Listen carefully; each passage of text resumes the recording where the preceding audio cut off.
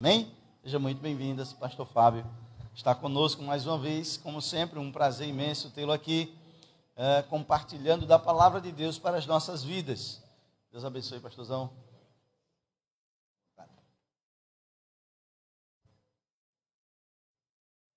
Paz de Jesus, amada igreja. Amém. Glória a Deus. Se para pastor é um prazer, para mim é um prazer dobrado. É muito bom estar aqui eu me sinto em casa. E hoje nós vamos aprender um pouquinho mais da palavra de Deus sobre paciência. Tenha paciência, Jesus está voltando. Tenha paciência. Nós temos muito a celebrar com a presença de Jesus. Tiago, capítulo 5. Tiago, no capítulo 5, a partir do versículo 1, nós vamos aprender um pouquinho nessa noite sobre essa riqueza da palavra de Deus para os nossos corações. Estejamos aí atentos. Nós vamos ler do capítulo 1 até o versículo 11. Estou aqui com a versão Nova Almeida atualizada. Tem alguns textos aqui que eu gosto muito de percorrer pela Bíblia Sagrada, pela palavra de Deus. É ela que nos alimenta. Quanto mais a gente lê essa palavra, amados, o nosso espírito vai se preenchendo, vai se alimentando. Não cansem, não cansem. No dia que você estiver fraco, cansado, assim, sem ânimo, pega um texto bíblico, começa a ler, começa a orar em cima dele. Está no deserto, está passando por uma dificuldade, pega um salmo, um hino, pega um provérbios, pega um texto e repete ele constantemente. Eu coloquei isso em prática na minha vida e depois disso, amados, todas as batalhas eu consegui vencer. E assim é conosco. São desertos, são situações que nós passamos, mas que são realmente passageiros na nossa vida. Nós temos apenas que na palavra de Deus estar fortalecidos. Essa palavra tem um poder tremendo sobre a nossa vida. Tiago, no capítulo 5, a partir do versículo 1, diz assim: escutem agora, ricos, chorem e lamentem, por causa das desgraças que virão sobre vocês.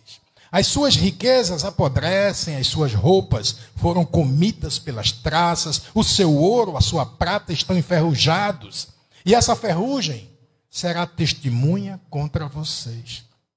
E há de devorar como fogo o corpo de vocês.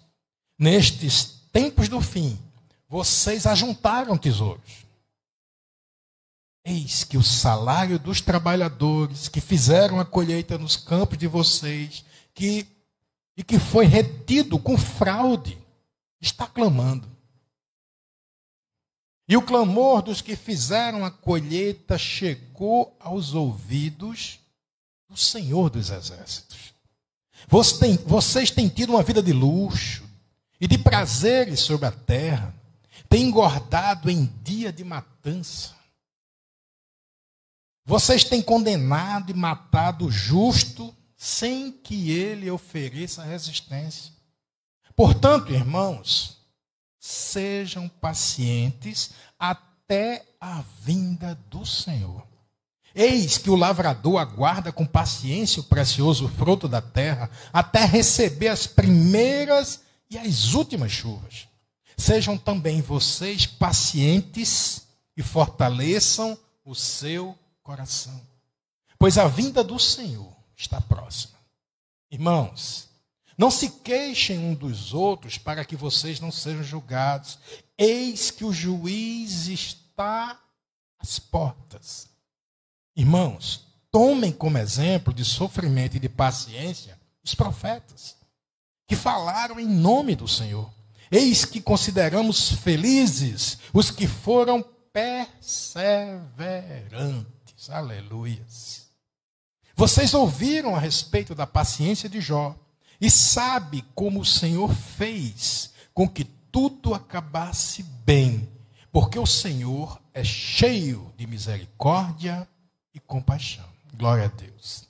Papai do céu, obrigado, Deus, pela porção da tua palavra em nossos corações, que essa esperança, Deus, da tua presença em nós, do consolo, Senhor, do teu Espírito Santo em nós, possa estar realmente latente em nossas vidas, possa estar frequentemente diante de nós, entendendo que tu derramas sobre nós da tua graça e da tua misericórdia. Abre, Deus, as nossas mentes nessa noite, para ouvirmos o que tu queres para cada um de nós, em nome de Jesus. Amém. Glórias a Deus. Amados, esse texto aqui é interessante. Nós estamos falando do fruto do Espírito Santo. São várias lições. E um dos frutos, um dos elementos do fruto do Espírito, que é um fruto que tem várias ramificações, é a paciência. É você ser perseverante. É você saber que o seu Deus não falha. De que o seu Deus é fiel. De que o seu Deus pode todas as coisas. E aqui no texto de Tiago está falando aqui, amados, para uma igreja perseguida.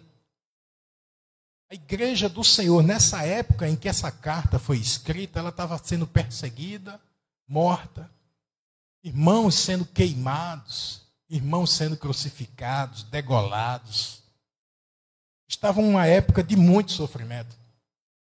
E a mensagem do apóstolo Tiago é justamente no sentido de que não desfaleça, persevere, vai passar.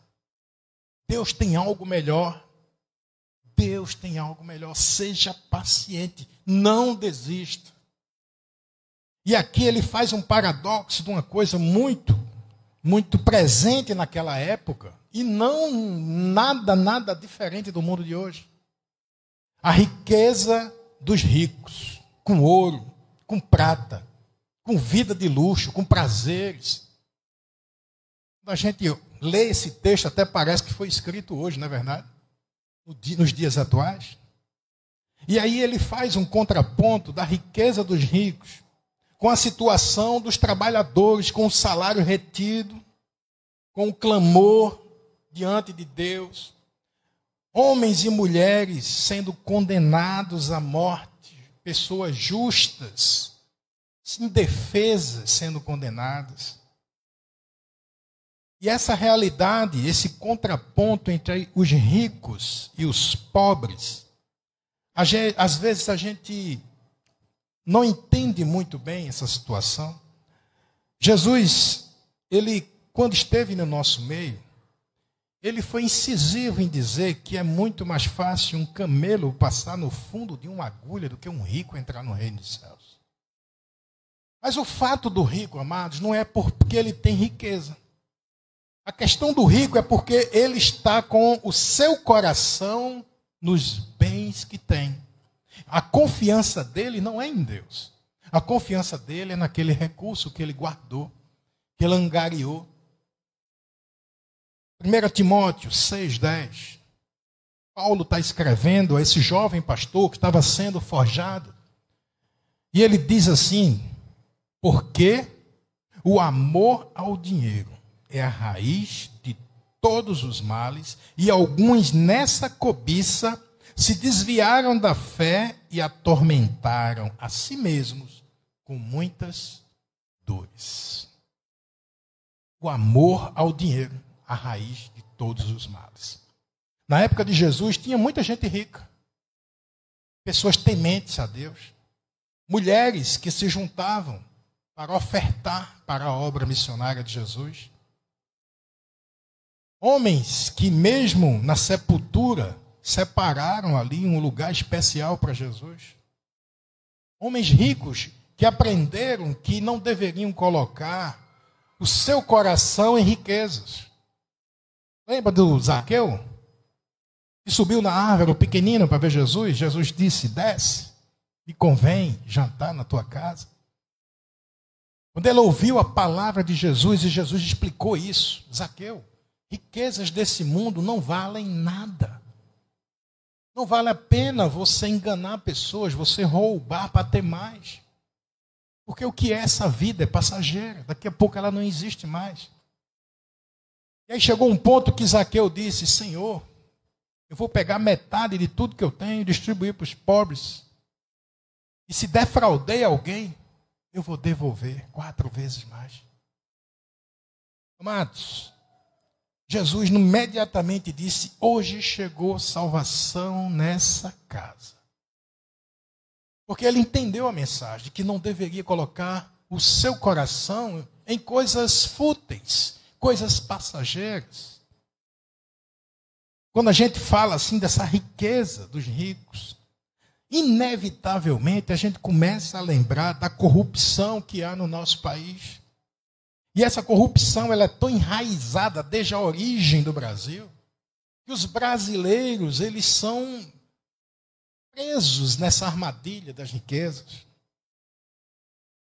Mas, amados, tem outra passagem da Bíblia, lá em Eclesiastes, no capítulo 5, versículo 8, em que o sábio Salomão, o homem mais sábio que já houve na terra, ele deixou para a gente.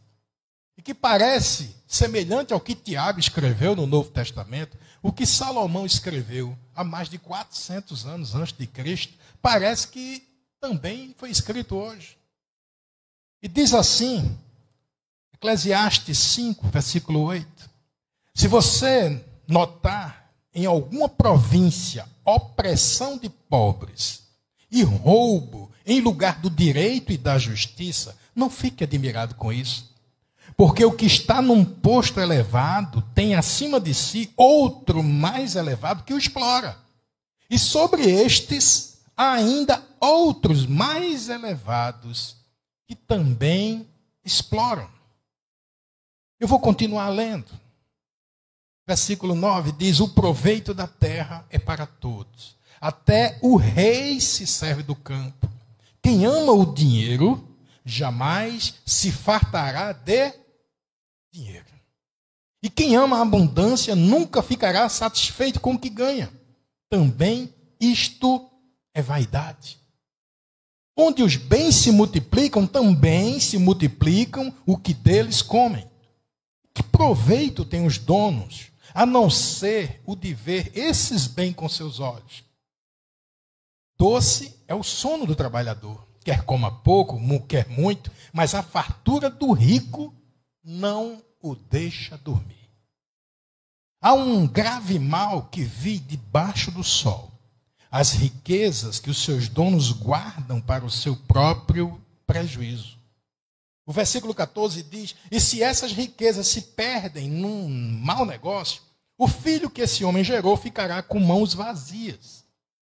Como saiu do ventre de sua mãe, a saber, nu, assim voltará. Indo-se como veio, e do seu trabalho nada poderá levar consigo. Percebam.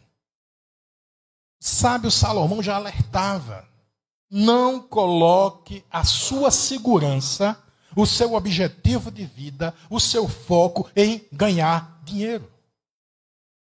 Em ganhar muito dinheiro, em ser rico. Provérbios 13:11. Salomão alerta também dizendo: a riqueza obtida com facilidade, essa diminui, mas quem ajunta pelo trabalho, esse a vê aumentar. Provérbio que a gente conhece, né, no mundo: o que vem fácil, vai fácil. É a verdade, é bíblico. É bíblico, amados. Aí tem gente aí apostando nas loterias, nas bets da vida, nos sorteios, nas apostas, em jogos de azar, achando que isso é futuro para a sua vida. É o dinheiro que vem fácil e vai fácil. Não tem como ser diferente. É bíblico. Nós aprendemos, amados, através da palavra de Deus, que o nosso coração tem que estar em outra coisa. Não pode estar em riquezas. Amós, profeta Amós, no capítulo 5, versículo de 12 a 15, ele continua, vejam que a Bíblia é repleta de mensagens que vai nos ensinando como viver nesse mundo. E ao final, amados, do texto aqui que nós estamos lendo, vocês vão perceber o porquê de que o Tiago, o apóstolo Tiago, foi tão preciso nesses alertas.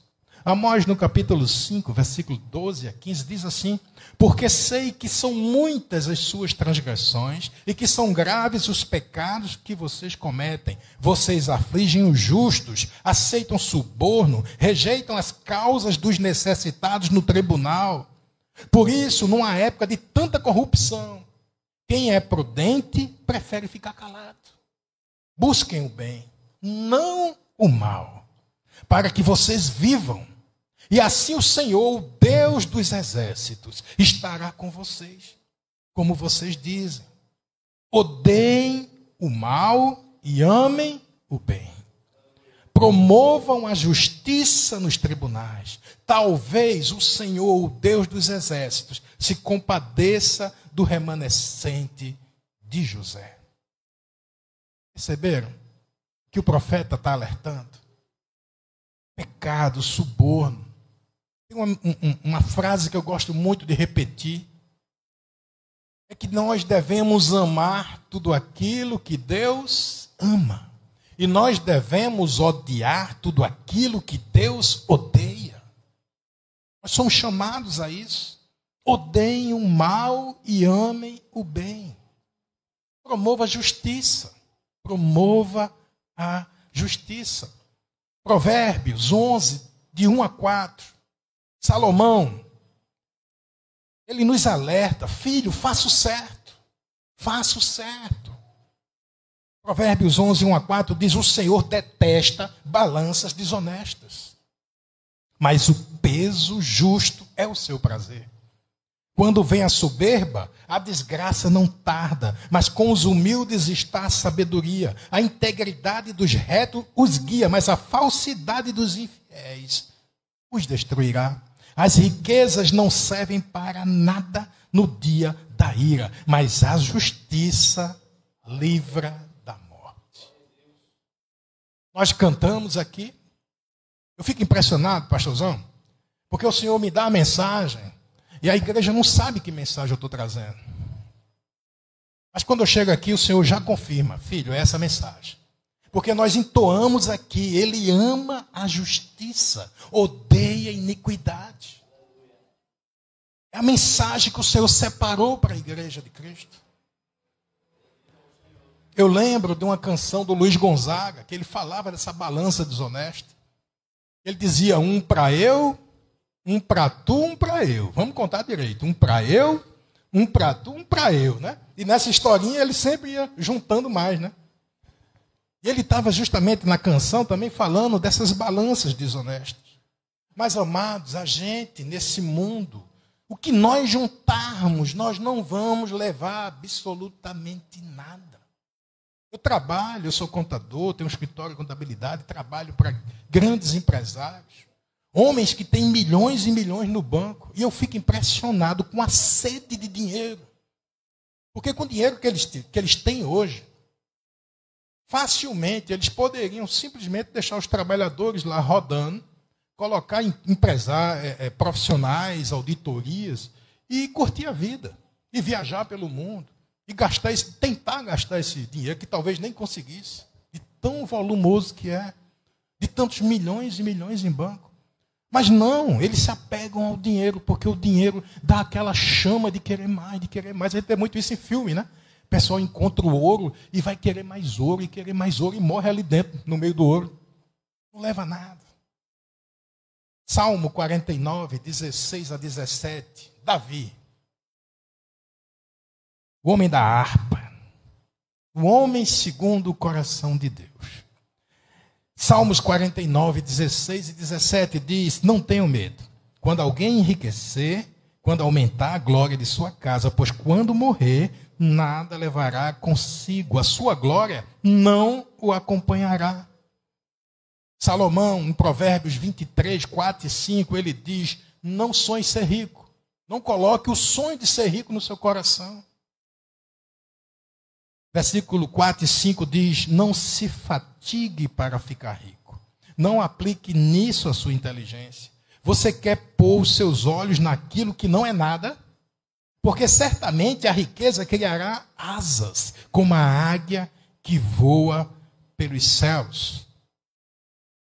E nós cantamos isso. Não troco nossa comunhão pelo prazer de conquistar palácios, riquezas. É melhor ter comunhão com Deus. É melhor ser um filho amado, protegido, guiado. Se hoje alguém chegasse para mim e dissesse: Fábio, você quer um saco assim, um montante de dinheiro no banco, para você não precisar se preocupar mais com nada na vida? Dinheiro suficiente para você gastar à vontade, viajar o mundo, para você comprar o que quisesse?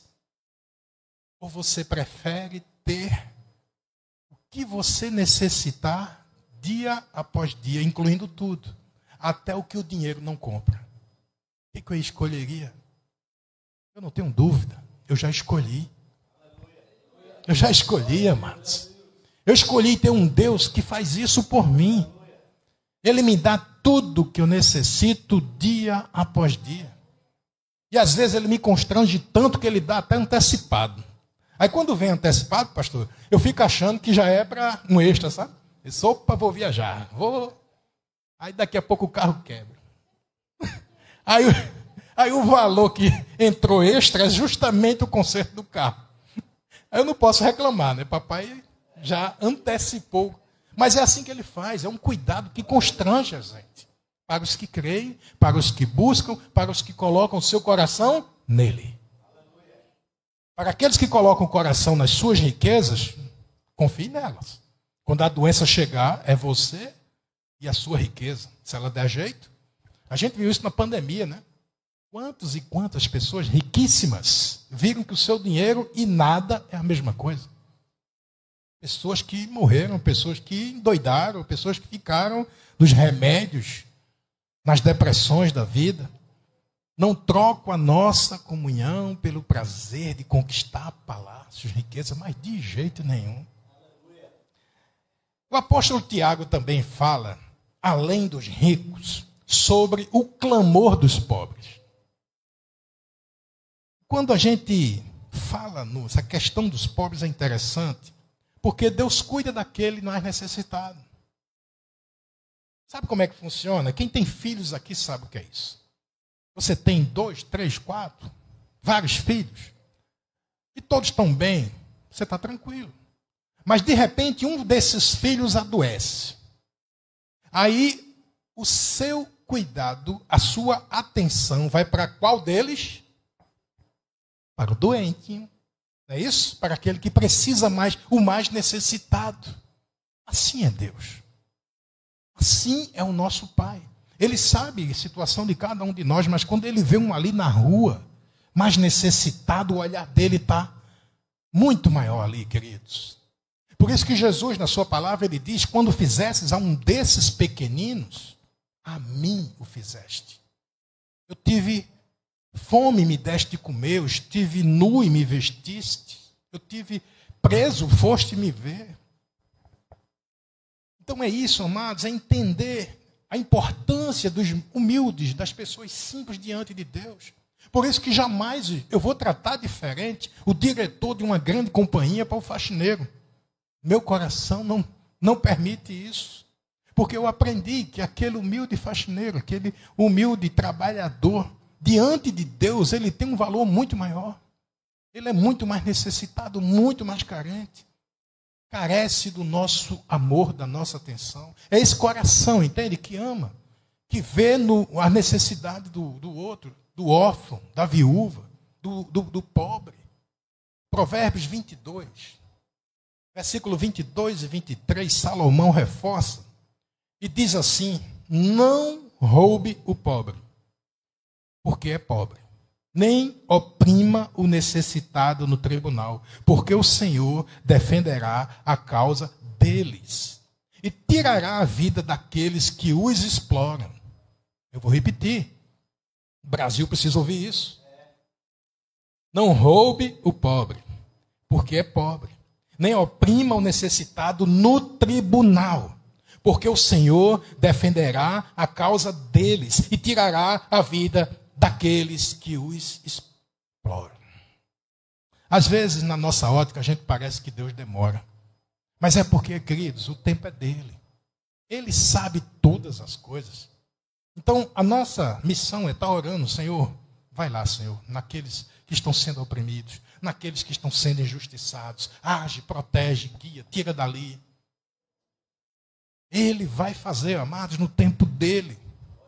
E essa confiança em Deus é a verdadeira riqueza. Jeremias capítulo 20, nós vamos ler do versículo 11 até o 13 aqui, sobre essa verdadeira riqueza.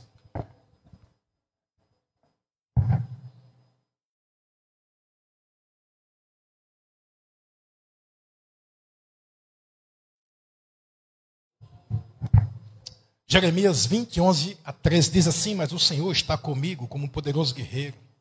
Por isso os meus perseguidores tropeçarão e não vencerão.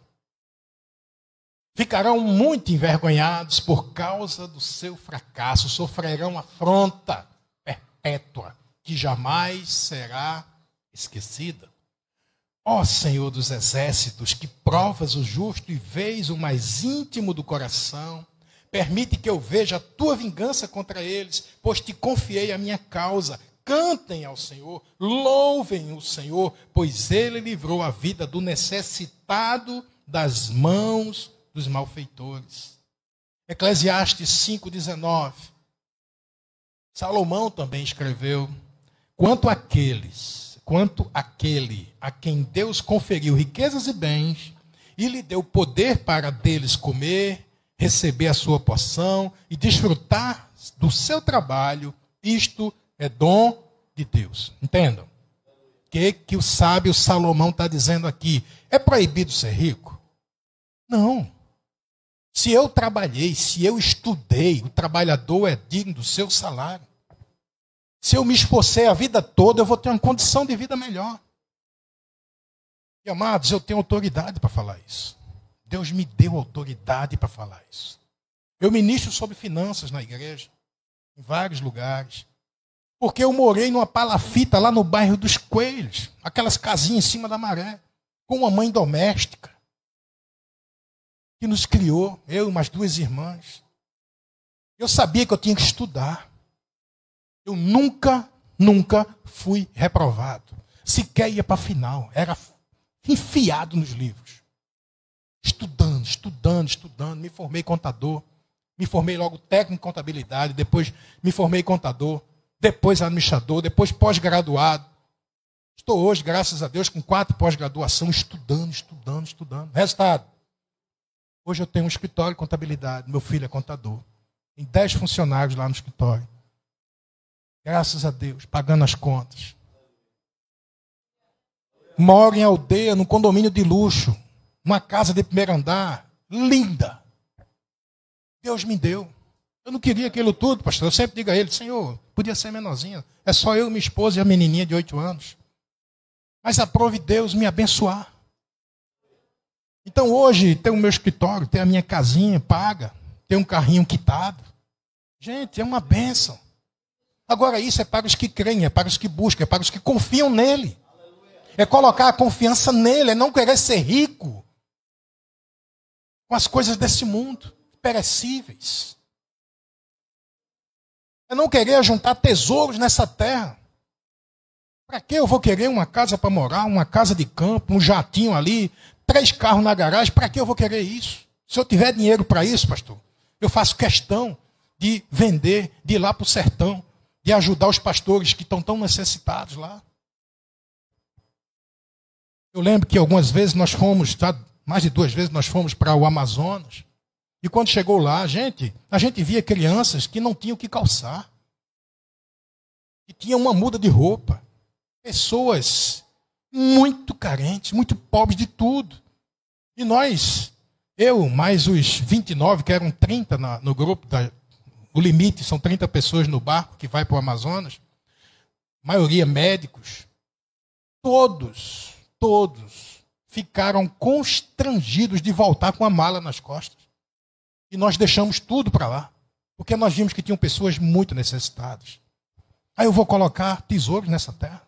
Juntar tesouros nessa terra? Jamais. Tiago está falando é isso. Não juntem tesouros na terra. Não queiram ser ricos. Não queiram dinheiro fácil. Tenham um dinheiro sofrido, suado. Eu estudei, eu trabalhei, eu suei de domingo a domingo. Eu fiquei até tarde da noite. Aí sim, o dinheiro vem fazendo fluir as coisas diante de Deus. E é isso que o sábio Salomão está dizendo. Isso é dom de Deus. Isto é dom de Deus. E o terceiro ponto que eu quero colocar. Primeiro, sobre os ricos. Segundo, sobre o clamor dos pobres e necessitados. E o terceiro, sobre algo que nós cantamos aqui também. Que é justamente aquela partezinha de Tiago 5 que nós lemos, do versículo 7 e 8. Que diz assim: portanto, irmãos, sejam pacientes até a vinda do Senhor. Eis que o lavrador aguarda com paciência o precioso fruto da terra até receber as primeiras e as últimas chuvas. Quem estava aqui mais cedo escutou o diácono Davi falando sobre essa beleza de você plantar do que cultiva. O tempo que isso vai levando para poder, né? Agora está todo mundo esperando o milho aí, né? Festa junina chegando. Mas o milho que a gente come agora em junho foi plantado quando? Né? Março, dependendo de chuva, né? A chuva do milho. E aí quando chega junho o milho está ali. Tudo tem seu tempo, amados. Sejam pacientes. Sejam pacientes. Fortaleçam o seu coração. A vinda de Jesus está muito próxima. Tem dois momentos, amados, para a vinda de Jesus chegar até nós. O primeiro é ele rasgar os céus e aparecer ali nas nuvens. Todo olho verá. Todo o olho o verá. E a segunda forma é se esse coraçãozinho parar de bater. Se o coraçãozinho parou de bater, você não vai ter tempo de mais absolutamente nada na sua vida. E aí o seu encontro com ele é imediato. Então nós temos que estar prontos para esse encontro com Jesus. É você ter esse coração que confia nele. Não confia em outras coisas. É você poder gritar, dizer: Yeshua, Yeshua. O Messias aguardado, ele vem me buscar. Aleluia. Eu sou filho amado dele. Eu ouço a voz dele, eu tenho sede da palavra de Deus. Eu quero passar a eternidade com ele. Por isso que as coisas desse mundo não alegram meu coração. Enquanto eu estiver grudado com as coisas dessa terra, amados, com as noitadas, com as festanças, com a bebedeira, com drogas, com jogos de azar, com essas coisas desse mundo, eu estou gostando de coisas que não são as coisas de Deus. Mas a partir do momento que eu deixo essas coisas de lado e eu começo a me aproximar mais de Deus, os meus olhos vão se abrindo. E eu vou vendo o prazer de estar nele, de confiar nele, desse cuidado dele, desse amor dele. A doença vai vir. Agora mesmo, num PGM lá nosso irmão Daniel, missionário, chorando. Nós oramos juntos. A mãe dele, desenganada pelos médicos, lá no IMIP, internada. Alguns pastores foram lá orar com ela, o pastor Marcos esteve lá orando. Interessante que aquela mulher estava num estado tão terminal que pegaram ela, não dá para ficar mais na UTI, mandaram ela para um lugar separado chamado casinha, que é um lugar onde fica aquele estado terminal mesmo. Mas você conversava com aquela mulher, você ficava impressionado com a fé que ela tem em Deus. E ela sabia, ela dizia: eu sei que o meu Redentor vive e por fim se levantará. Eu não estou sozinha, ele está cuidando de mim, mesmo com morfina. Mesmo ali numa situação complicada, ele está comigo. Sabe o resultado? Sabe o resultado? A irmã recebeu alta. Curada. Curada, pastor. O Senhor é o mesmo, ontem, hoje, eternamente, para aqueles que colocam a confiança nele. Aleluias. Aleluias. Esse é o nosso Deus, queridos. Nós somos chamados a isso, a colocar a nossa confiança em Deus. Ele não falha, ele é fiel. Ele é justo. E ele está voltando. Ele está voltando. E eu queria ler aqui Mateus 24, versículo de 3 até o 14. Porque aqui é justamente sobre isso. O Messias aguardado, ele vem me buscar e ele está chegando, e nós vamos ver o que ele disse. Jesus estava sentado no Monte das Oliveiras. Quando os discípulos se aproximaram dele, em particular, lhe pediram: diga-nos quando essas coisas vão acontecer, que sinal haverá da sua vinda, dos fins dos tempos. E Jesus respondeu: tenham cuidado, para que ninguém os engane. Porque muitos virão em meu nome, dizendo: eu sou o Cristo. Enganarão a muitos. E vocês ouvirão falar de guerras e rumores de guerras. Fiquem atentos, não se assustem, porque é necessário que isso aconteça, mas ainda não é o fim.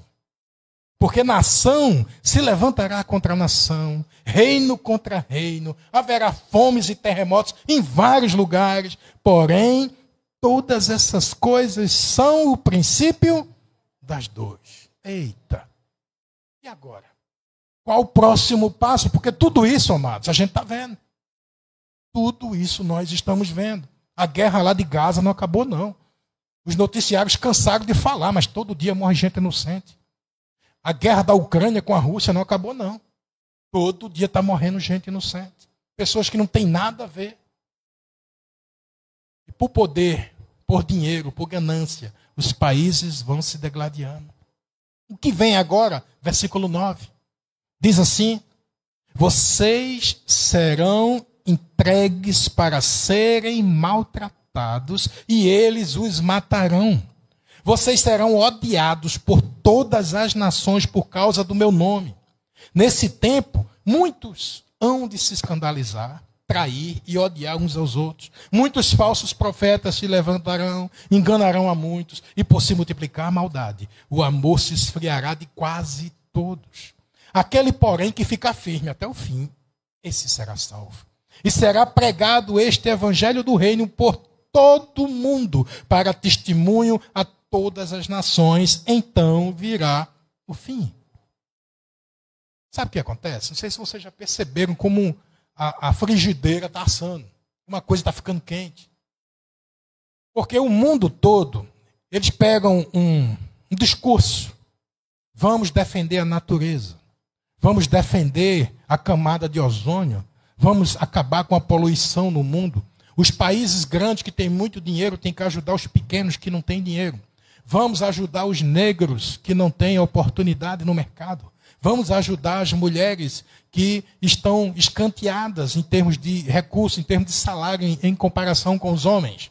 E aí, no meio, eles começam a incluir outras coisas. Vamos ajudar o pessoal da diversidade. Vamos colocar eles também como pessoas aceitas.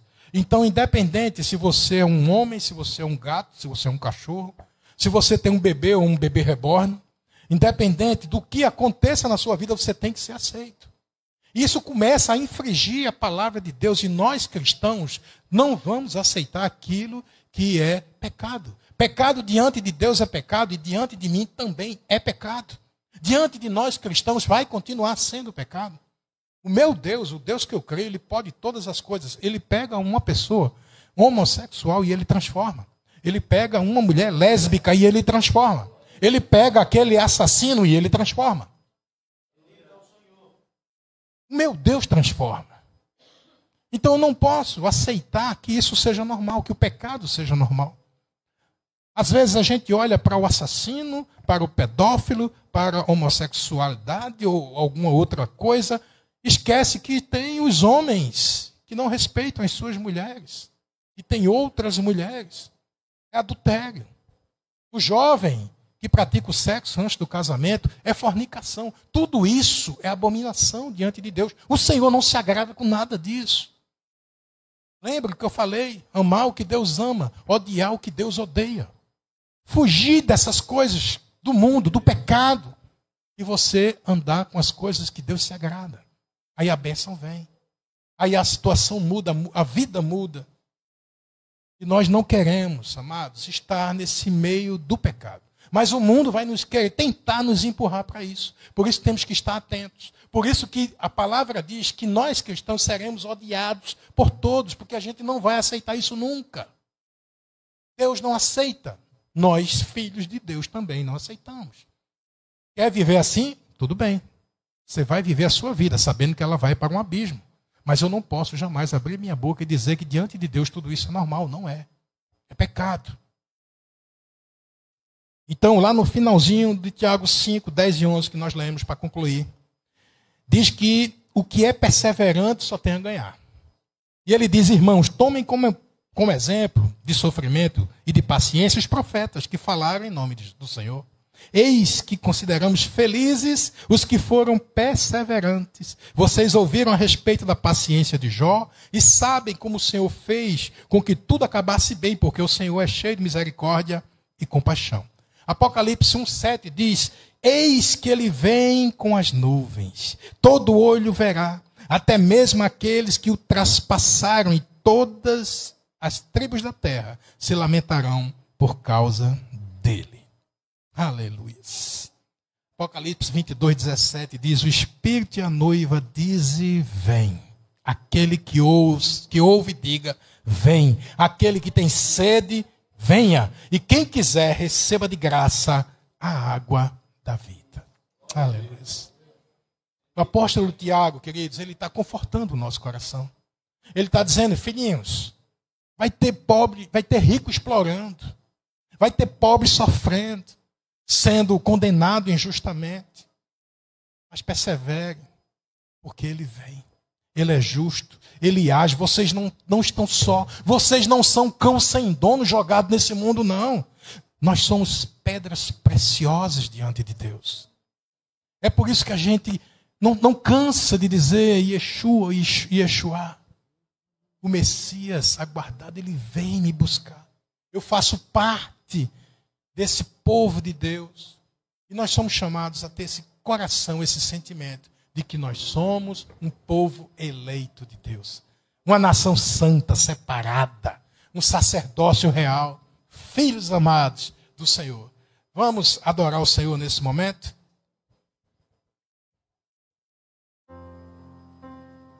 Em seguida eu quero orar pela tua vida, pela tua casa, pela tua família.